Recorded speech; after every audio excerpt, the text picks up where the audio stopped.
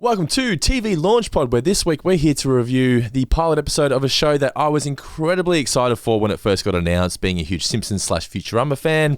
It is the pilot of Disenchantment. I am Dando. And I am Geisbert. Geisbert. Gisbert? I believe the character's name is in the pilot episode. Yes. Yes, but actually no. Call me Guy. Now, if you're watching this, you'll see that I'm wearing a big hoodie. So we're recording this on July 19th, 2024. Remember that date, because it will come back, it'll make sense in a minute. All this will make sense. Why is Dando wearing this big hoodie as he's recording a podcast with the bright lights? What, July 19th? What does that mean? It'll all make sense in a minute. You're planting seeds. I am seeds. Should I let them grow? Do you want to know what happened? Let's do a little sprinkling. I had a hell of a morning today, guys. So basically what happened was, kids woke up, usual kids morning stuff, don't want to get dressed, blah, blah, blah. Don't want to eat my breakfast. I do want my breakfast. I don't want that breakfast. Why do you give me that breakfast? I asked for that one. No, you asked for that one. Well, I've changed my mind now. Usual stuff. We get to school, get them back in the car, get them dressed. We pull up to the school, and everyone at Elliot's school is wearing pajamas. He freaks out. He goes, "Oh, it's PJ Day. It's PJ Day." I'm like, well, okay, why didn't you tell me? He goes, "Oh, I forgot. I went through my emails in my junk folder. They'd sent an email saying, "It's PJ Day tomorrow. Make sure your kid wears PJs." All right. We do a Yui. We go all the way back home. He gets changed to his PJs. He's all fine. We drop him off. It's all good. Holly, we get to her daycare. Mm-hmm. We pull in. Everyone's in PJs. I looked at Holly and went, "Holly, is it PJ today?" Because she told me it was costume day, right? Right. So she obviously got confused. She's 3. So we get there, and I realize I call the center. I'm in the car, but I'm not going to get in the car. I said, "Is it PJ Day today?" She goes, "Yeah, everyone's wearing PJs." I'm like, all right. So I went back home again, got Holly changed. She gets into her favorite PJs. We walk out the front door. She trips over the front and lands in some dog shit. So now Holly's in her favorite PJs, in dog shit. I now have to get her undressed. She's freaking out because she wants to wear those PJs. So I've got a crying 3-year-old who wants to wear the PJs that she loves despite the fact that they're covered in dog shit.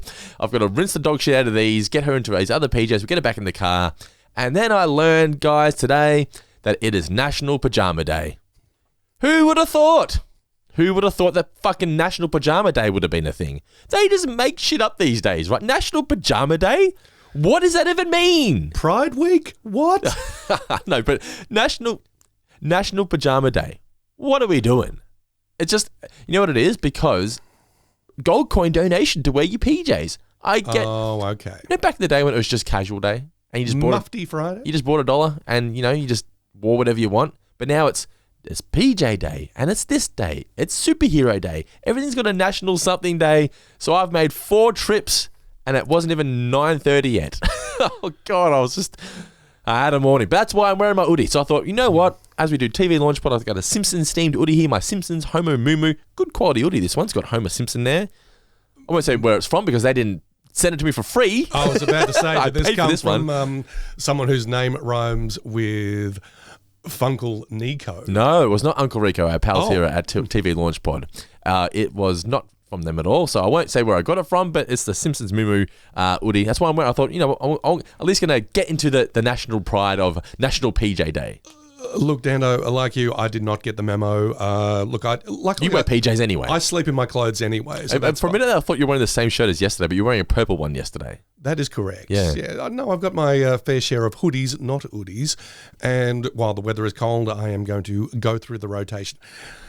Folks, you should know that when I came to 4 Fig and Discount HQ this morning to record this episode of TV LaunchPod, Dando seemed a little bit stressed, a little bit clenched. The normally unflappable, placid Brendan Dando he was there, but he was buried under a seething pile of stress. And now I understand why. I fully understand where you're coming from. All I can offer is my sympathy. Then I had to watch Disenchantment, the pilot. and then we had to watch Disenchantment. So I'm not going to lie. Okay, so basically, let's get into the premise of Disenchantment. You're not going to lie? So, no, I never lie. The premise of... I learned that from Nicola. So before I met Nicola, I never used to say that, but she always goes, to be honest. And I'm thinking, are you ever not honest? Or, is this something we need to talk about here? This is old man Guy talking. Hello. It seems to be a thing among the kids these days when they will preface a lot of things with, not going to lie. Yeah. It's like, thanks. Yeah. Appreciate it. Yeah. All for the honesty. Yeah, exactly. Thanks for the authenticity. Exactly right. Okay, yes. but let's talk about Disenchantment. So the premise is If for this we must. for this pilot was that it's the main character Bean. She's an adventurous, rough around the edges princess, I guess you can call her, in medieval times in a kingdom called Dreamland.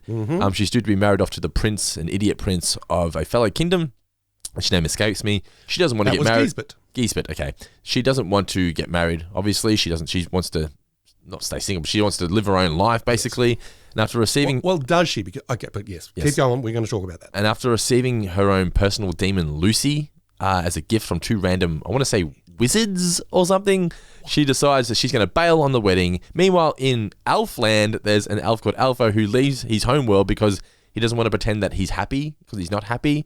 So then he coincidentally interrupts Bean's wedding, and the three set off on a journey together whilst being hunted down by the kingdom guards. That's the premise of the pilot episode of Disenchantment.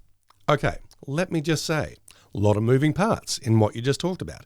Is this pilot episode, or indeed the episodes that I've watched of Disenchantment, 3 so far, the sum of those parts? And to guys, in guys' arithmetic, the answer is no. Okay, yeah. Well, what were your first memories of Disenchantment before we break this thing down? I had not watched it prior to watching it for TV LaunchPod. Can you remember when it got announced? Oh, yeah. Yeah. It was big news. It was Matt Groening's first streaming service show. That's correct. So doing it for Netflix, yes. who are handing out blank checks and creative freedom. Netflix still was sort of a baby face at this time. I feel like Netflix is going kind of heel now. Much like Facebook. Yeah. When you become the streaming company or the social media company, I mean, apologies to Twitter and Instagram and all those other places, but I think when you think of social media, certainly when you're of my cohort, you tend to think of Facebook. Nah. It's not really the case anymore, I know, but it seemed to be like the trailblazer. So yeah, social media, I think now the cool kids are using TikTok and Instagram. The cool kids are using TikTok and Instagram, absolutely. But Facebook was the pioneer. Yeah. Yes, much like Netflix was the pioneer of streaming. Yeah. Even though you have Apple TV and Disney Plus and they're the WWE of streaming services. Yeah, it's almost the shorthand. If you can say, Netflix and chill, and we're staying and watching streaming, but we're going to say it's Netflix, even though it may be another channel. Now, because I didn't have many memories of when Futurama got announced, but you did. I remember we discussed it in the pilot episode of Futurama for their Tales of Futurama pod, available exclusively on our Patreon.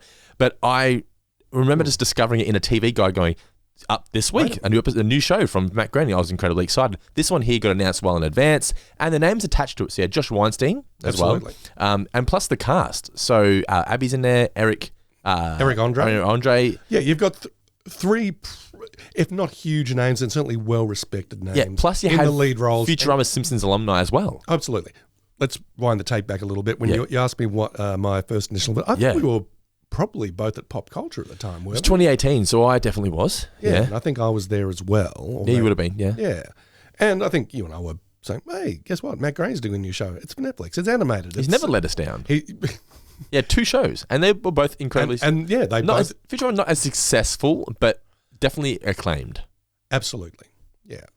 So I think we were like, this could be good. I mean, you've got Matt Groening taking on the traditional sitcom format and modern life with The Simpsons. You've got him taking off science fiction with Futurama. Now he's taking off medieval stuff and fantasy.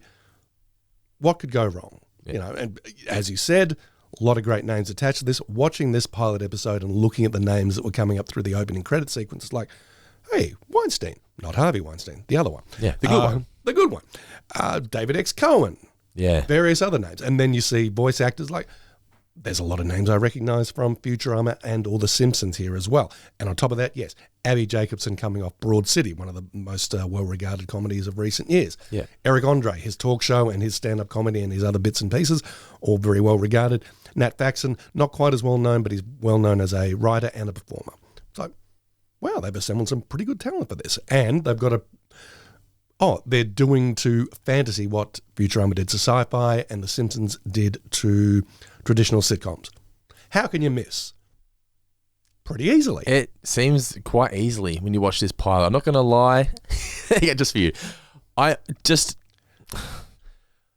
apparent from the jump that it's not quite right. Well, it's a different structure. So we're used to Groening's previous ones where you had Simpsons and Futurama, which are every episode lives in its own vacuum, essentially. Things do carry on over the course of the series, but each episode is just, I like that episode, I like that episode. This is a show that's designed to be binged. Mm-hmm.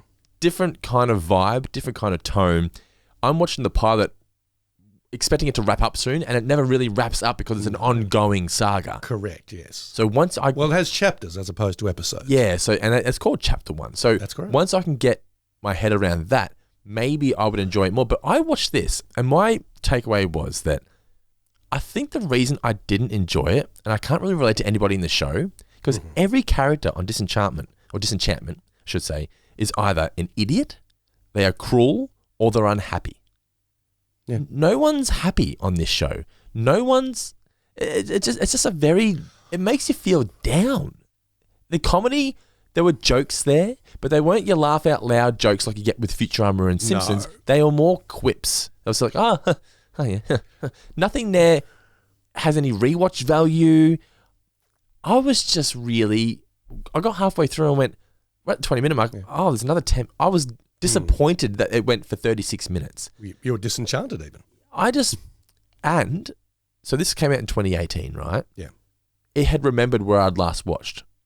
I watched the pilot and I watched 12 minutes of episode 2 and I was done. Mm-hmm. I remember at the time going, I'll get to this eventually. Maybe I'm just tired. I'll get to it eventually.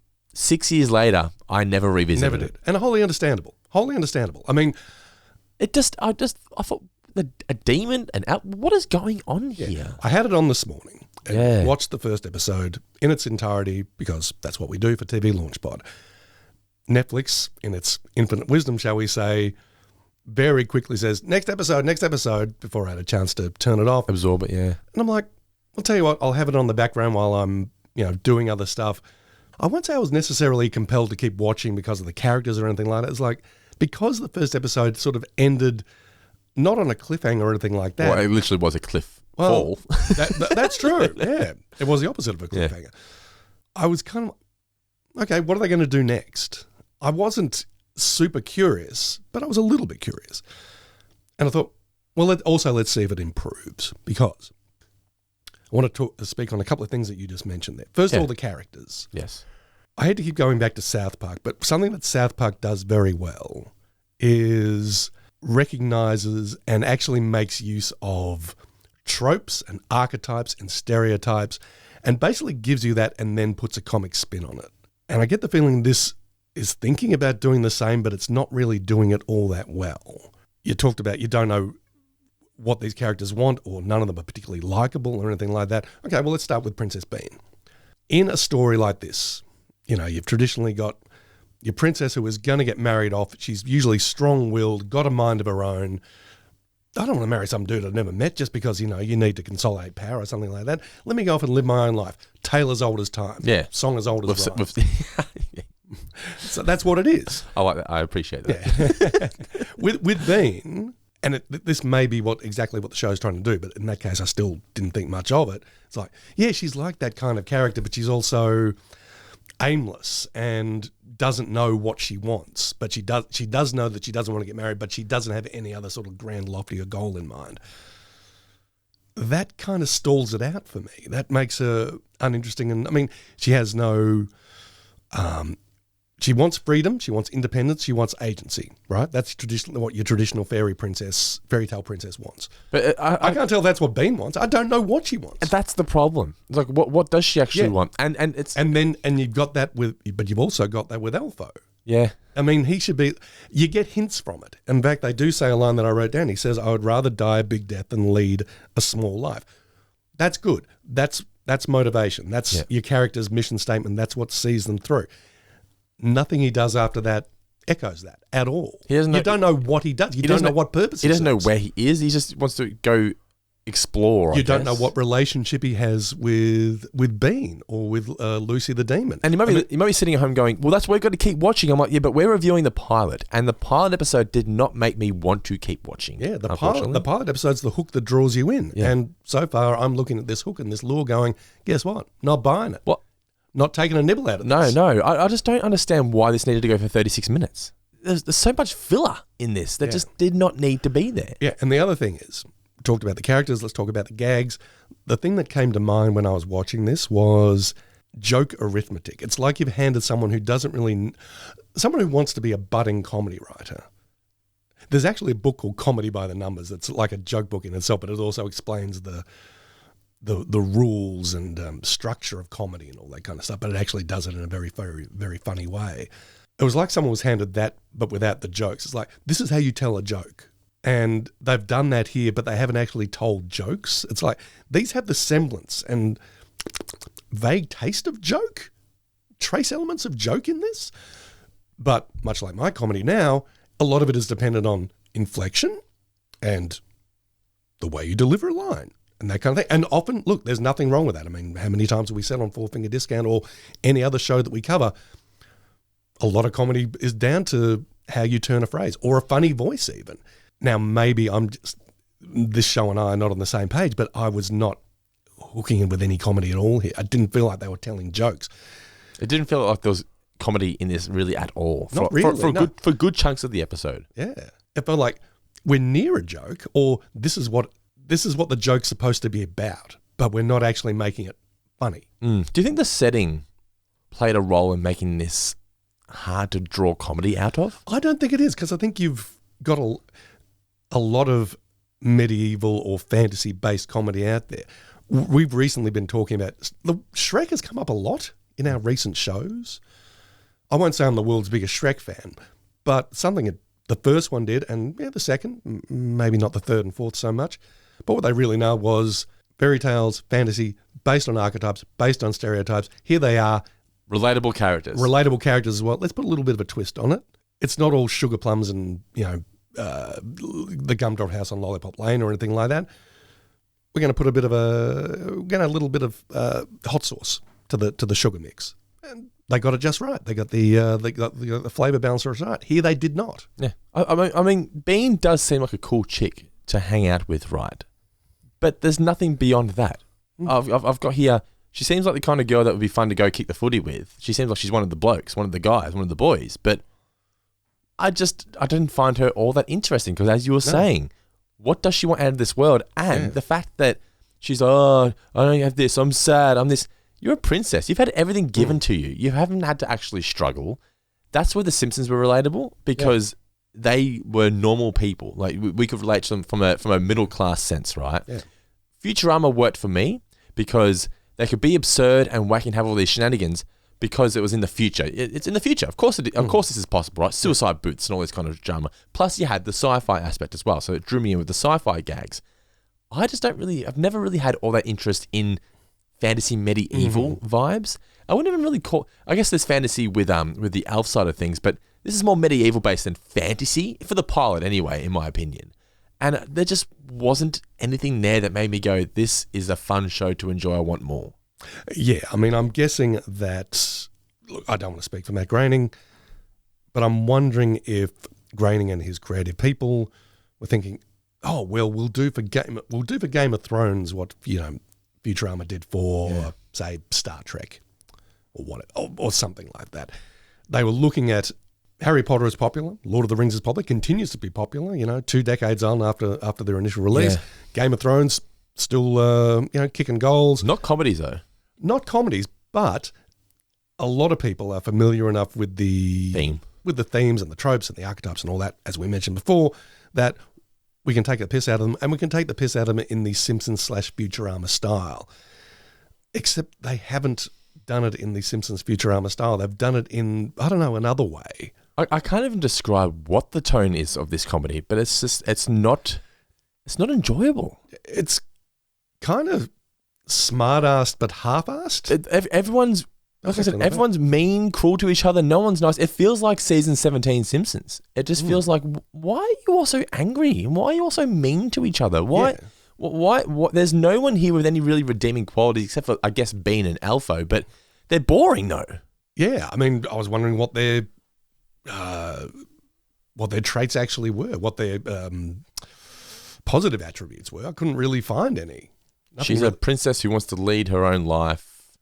She can hold her own, but I don't know. There's just nothing there that screams rewatch value for me. No, and like you said, this is made for Netflix, designed to binge. Yeah, and I get that, but the pilot needs to make me want to. Yeah. Like, you can't just end with like a quick cliffhanger and go, see, you want to see what happens next? Will they fall and die? Well, no, they're not going to fall and die because there's 10 episodes, but still, I don't know. There was as I said, I got to like the 19-minute mark and I thought, are we nearly finished yet? And I went, oh, there's another 10 minutes of this? Which is a real shame. Because I remember being so excited. And I can remember the feeling of sitting there. The kids had gone to bed. I said to Nicola, look, I want to watch this new show. Do you want to watch it? She goes, no, I'm not interested. She went to bed. I'm like, cool. Disenchantment. New, this is going to be a new Futurama. It's going to be a new show for me. It's going to feel great. And then I put it on and I went, oh.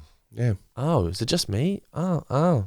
Okay. And then I spoke to a mate at work the next day and he went, it wasn't good, was it? And I went, I don't think so.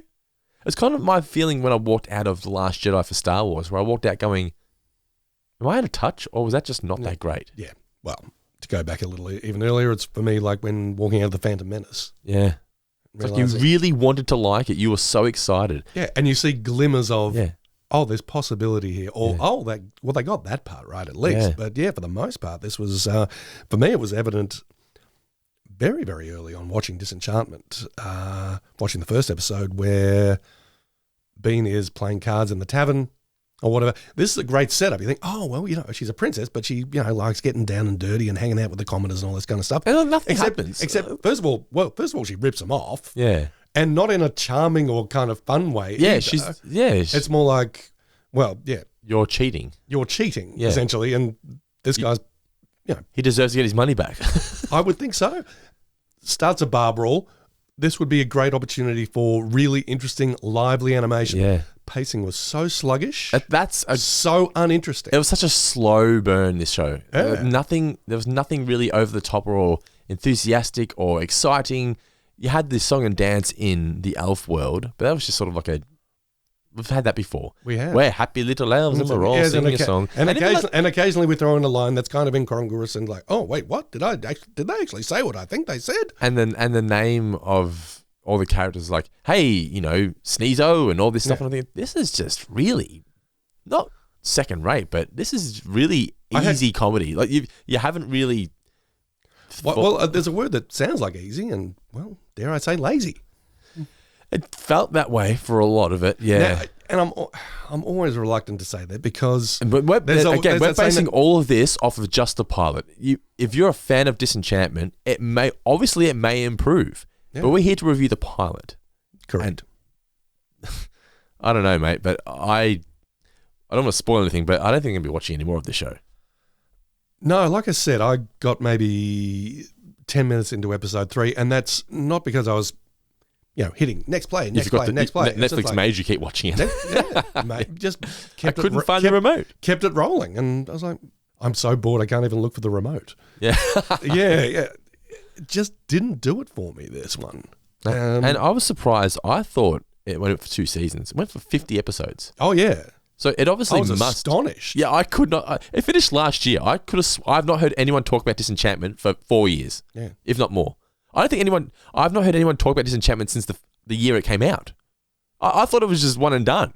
I did not realize that it was still going for this long. I was of a mind, it's like, I think they did 2 seasons, is this right? Then I thought maybe 2. It was like the first half of the season and the second half of the season or something. Yeah.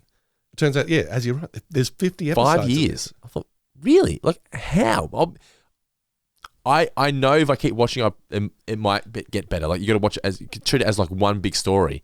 But shows like this, I think I'm just so used to Futurama and Simpsons. Maybe that's tainting my ability to be able to change my mindset and watch a show that's bingeable from that graining. But it's got to be entertaining as well. And as you said, it's so sluggish and slow-paced and dull and monotonous and hateful. And there was just no positivity coming out of this. Yeah. I mean, look, a couple of weeks ago, we talked about the Golden Girls pilot on...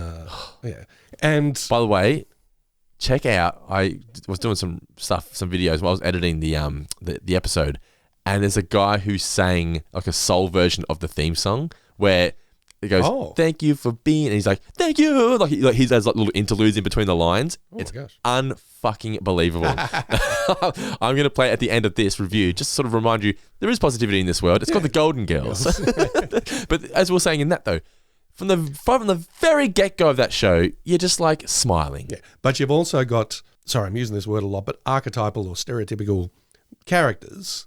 I mean, you've got, in the Golden Girls, you've got Blanche, who's kind of the straight woman, but a little bit cynical, a little bit of an edge. She's the straight man. Yeah, you have the naive one in Rose, and you've got, I guess, the quote unquote evil one in Sophia. We're going to leave Rose. We're going to leave Blanche out of this one for the time being. You look at the pilot episode of Disenchantment. Okay, so that's Bean is meant to be the Blanche. Oh, the Dorothy. Sorry, the Dorothy. Yeah. So the Blanche. Sorry, I think I fucked that up earlier, but the B. Arthur character, the Dorothy. Yeah. Yes. So that's Bean. She's our gateway in, also a little bit of an edge. Naive one, Elfo. Evil one, Lucy the Demon. Okay, that's good. You've got archetypes, but they're meant to sort of play off each other, affect one another, enable growth in one another. That's what you would hope to get from a sitcom. One that's going to be ongoing. It's like, well, I need to see these characters change a little, retain their essence, but grow a little bit, become not a little bit less naive, but characters have to affect one another, as people do in real life. Well, I don't see that happening here, and I don't see how it would happen, because I can't understand how these characters relate to one another or how they feel about one another. Well, she only meets Alpha at the very last couple of minutes of the episode at the wedding there. I feel like Alpha by the end of this episode needed to show some form of courage. Yeah. He needed to sort of risk his life to sort of help save Bean and make her go, oh my God, this guy risked his life for me. He never met me. Yeah. For the first time in my life, I've met someone who actually cares about me. Yes. As opposed to, hey, it's an elf who's just tagging along. Yeah, and there's goodness in the world, and goodness can be its own reward. I don't have to be hard-edged and cynical all the time. I can see that there's good stuff in the world. Elfo gets his eyes open a little bit too, becomes a little less naive, but also retains his essential goodness, but becomes more worldly and more, as you say, courageous. I like that. And I don't know, Lucy is kind of the bender, I guess. Yeah, they definitely thought think that he's the cool character. Yes. That everyone's going to love Lucy. But I'm just watching this going, wait, so these two random wizards or whatever have just sent her a present with Lucy inside? What? Yeah. Now, what the hell is going on here? I got no idea what those characters are meant to be. So you need that at the very start. You need those two at the very start around their cauldron saying, as you know, our evil plan is to do this. You need to explain something, not expect the viewer to go, oh, I wonder who they are. No, we don't fucking know who they are. We don't care. Yeah, it sort of speaks to too much, an almost arrogant level of confidence in your writing. It's like, oh, much like you at the start of this episode, I've planted a seed here. Oh, and people are going to stick around to watch it spread. Boy, did I fail. You did not fail. These guys, a little less successful. It wasn't a failure, but it was just so plain. Yeah. If you're going to be playing with fantasy stereotypes and tropes, I mean, really steer into it and have at the very start people standing around a cauldron saying, our wicked plan is to do this, and to do this we're going to need the fairest princess in all the land. Cut to her. Yeah. That's the intro. Where's the fucking dragons, by the way? Where's the dragons? I'm sorry, that may be really shitty, hackney quality comedy on my part, but... At least we would have got some comedy. Yeah, true. But and also, where were the dragons? You can't just go, and yes, now the evil plan is taking place. I'm sorry, who are you? Yeah, where'd you come from? Yeah. What are you adding to the mix? I'm sure it gets explained, but you need to be more clear than that in your pilot episode. In your pilot episode, yeah, because this may speak to an overall problem with Netflix and the binging thing as well. I mean, I think if this was being run on a traditional network, it'd be like, okay, show us the pilot, show us a Bible for the rest of the season. And it's like, no, we've got it. We've already, you've committed to a 5-episode opening half season. It's going to be all over those 5 episodes. We don't have to explain everything in the first episode. It's like, I don't know, maybe you do. Maybe you should. And I know, and there'll be people out there saying, well, it went for 5 years, 50 episodes. I challenge you. I ask you this question, listeners, if you're one of those people. If Matt Groening's name is not attached to this show, does it get past 1 season? I don't think so.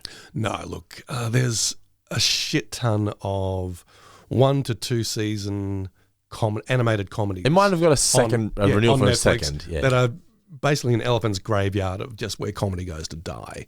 There was a trailer, I couldn't stop watching it for some reason, just because I'm like, it felt like a code I had to crack for a Netflix animated comedy called Inside Job, where It's like, oh, it's a secret organization that actually runs the world, and all these conspiracy theories are true, and that's their job to sort of manage it. I thought, I guess it's not a bad idea. That gets you in the room at Netflix to say, hey, I've got a comedy idea, blah blah blah.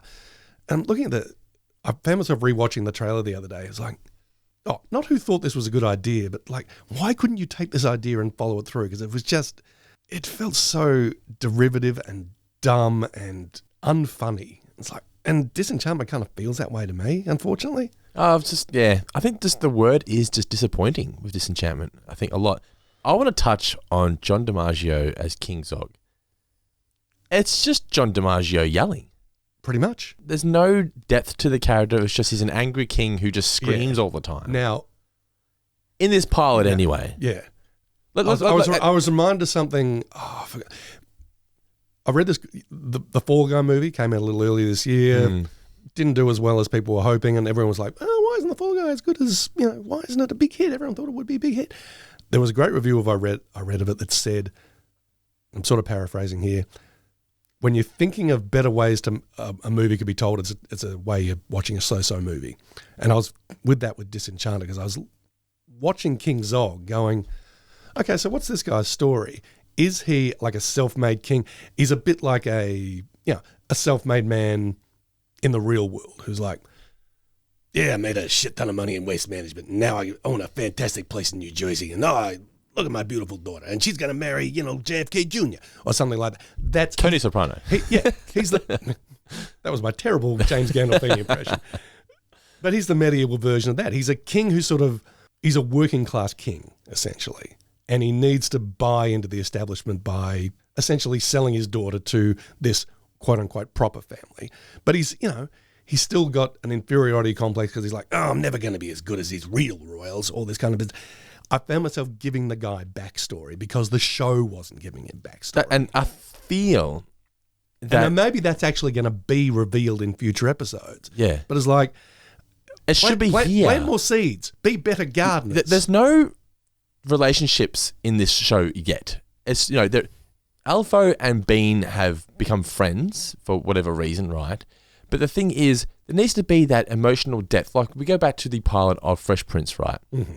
And Uncle Phil, he's not painted as a villain throughout, but he's just this fucking guy, this fucking kid, he's ruining my life. But by the end, when he goes, I heard the man speak, and you're like, oh, okay, I want to know more about this guy now. There is a human being in there that I want to get to know. King Zog's just a guy just barking on, I'm just fucking this, and there's nothing. He needs to explain why he wants the best for Bean, or why this, what. There's just there's no depth to any of these characters yet. Yeah, is his anger based in insecurity? Why is he? What is it? Why are you so angry? Yeah, very one note. Yeah, you don't get any seeds about his new wicked stepmother or anything like that. Has she got a son? Is that the little lizard guy next to him in the church? Who just slaps for no reason? Slaps for no reason. Yeah. Again with Bean is meant to marry this dumbass prince who subsequently gets quote unquote killed, and they put a blanket over and tell him to be quiet. Everyone's just all right. But then his brother comes in. It's like, oh, you're even worse. You're even worse, or are you? Because then I was thinking, okay, well then you've got an opportunity to do a bit of a William and Harry thing here. The prince, the replacement prince, voiced by Matt Berry. By the way, there's only so much Matt Berry can do. He feels like he's doing a lot of heavy lifting just by virtue of being Matt Berry and doing his Matt Berry voice, which is, sorry. I got so excited I elbowed the camera and probably clipped the audio on this. Look, a welcome addition. I think, going back to what I said earlier, funny voices can carry you a long way. And Matt Berry has got the voice that's made for this kind of thing as well. But wouldn't it be great if you found out it's like, oh, thank God, my big brother, who's the jewel of the family, is marrying this dreadful princess, and now I can just live the life of being Prince Harry, being the spare. Oh, wait a minute, now I've got to rise up and do my duty. Oh, well, I'm not happy about it. Wait a minute, maybe this Bean's not so bad after all. I don't know, did the show actually do any of those things? Maybe it did, but... I didn't watch past the second episode. Yeah, but I don't know, it'd be... I thought it would... Do you think... I feel like there's a lot of room...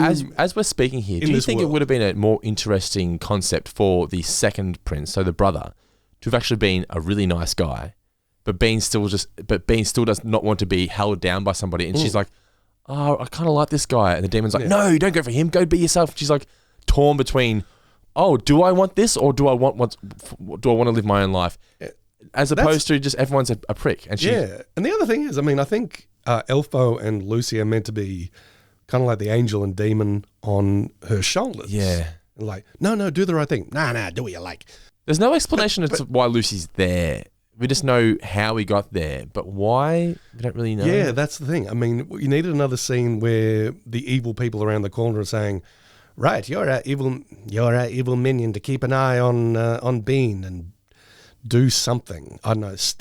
Why do they... fucking hell. No.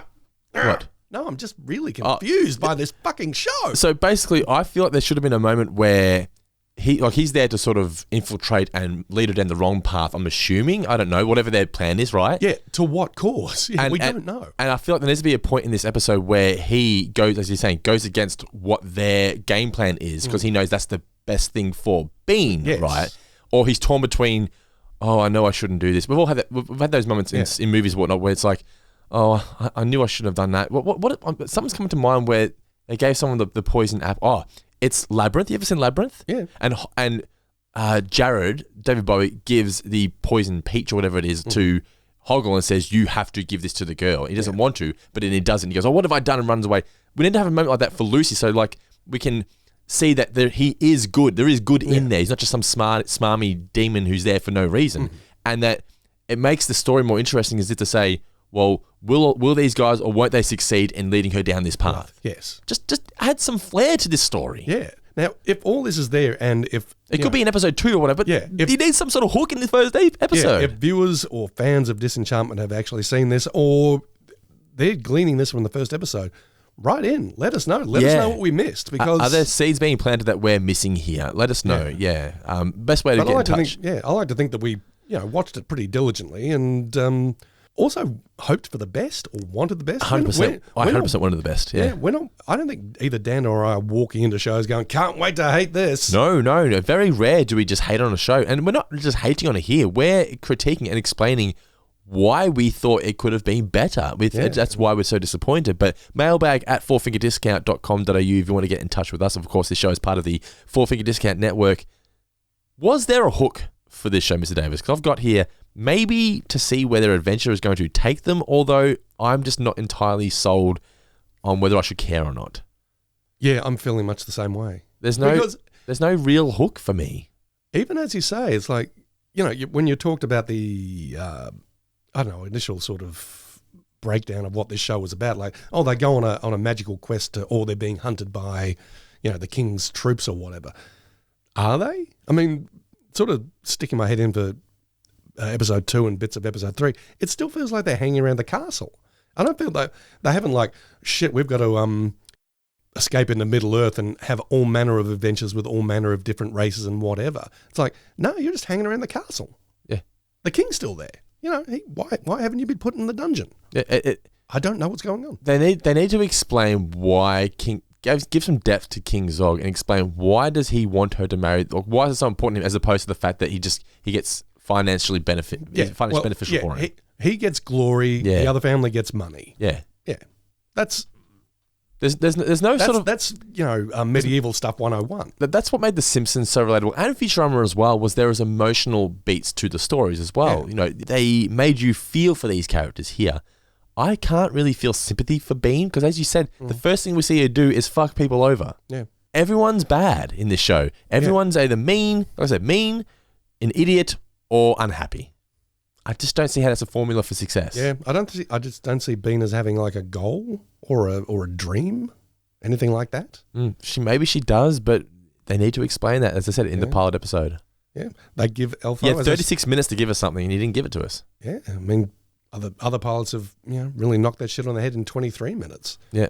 As I said, Elfo's got that line about, rather die a big death than lead a small life. He wants to live a big life.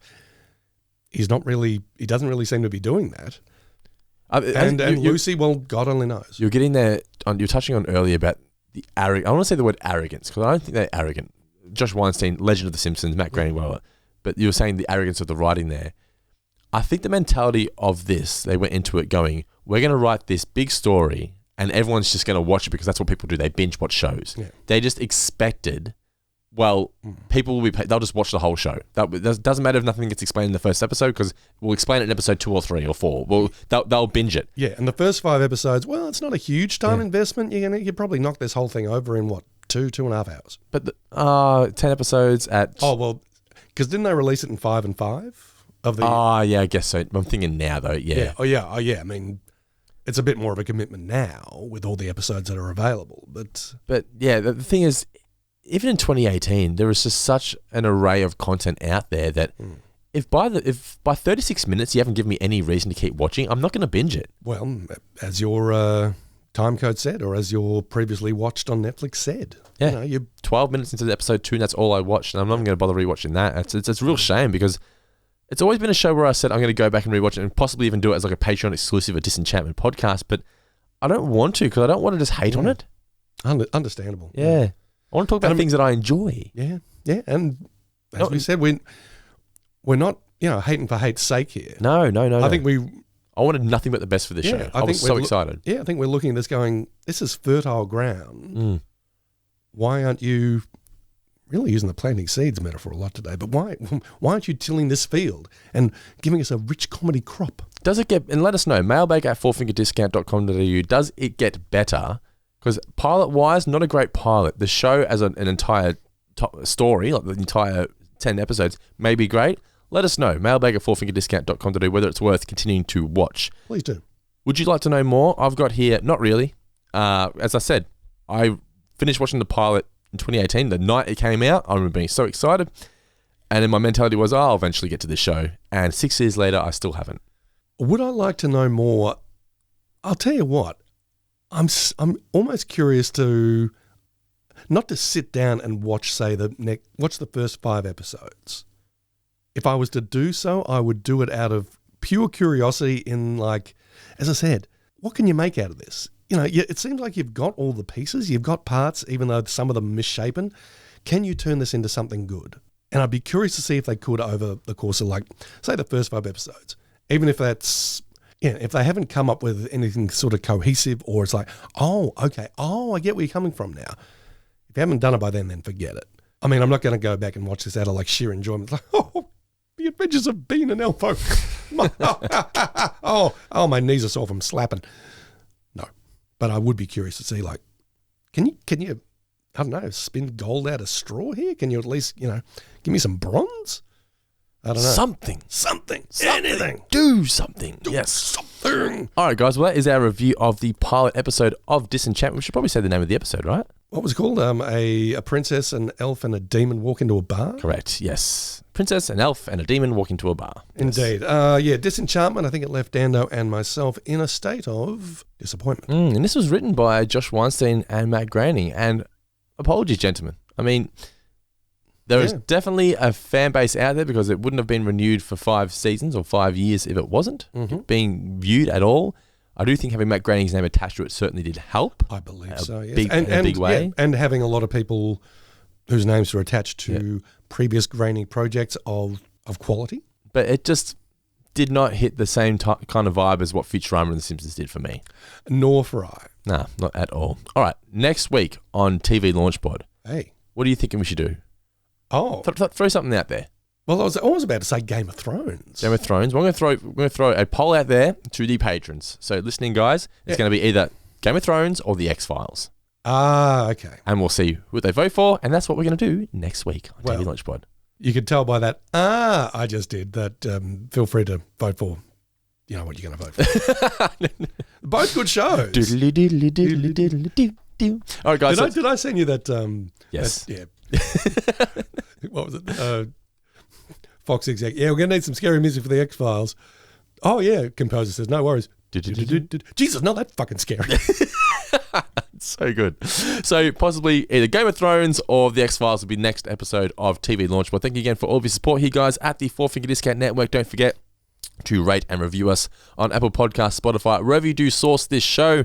If you want to support the show as well financially, you can do so by being a supporter of ours on Patreon to get early and ad-free access to all the shows, as well as over 100 hours of bonus content available on there. You can support us for as little as $1 you do per month. It all contributes and helps keep the lights on here at the Four Finger Discount Network. This has been our review of TV LaunchPods. This has been our TV LaunchPod review of Disenchantment's pilot episode.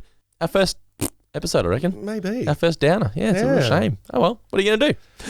They can't all be winners. They can't all be winners, of course, guys. Thank you again for all of your support, Mr. Davis. Any final words for those incredible listeners out there? Well, incredible listeners, to quote Elfo, I would rather die a big death than watch Disenchantment again.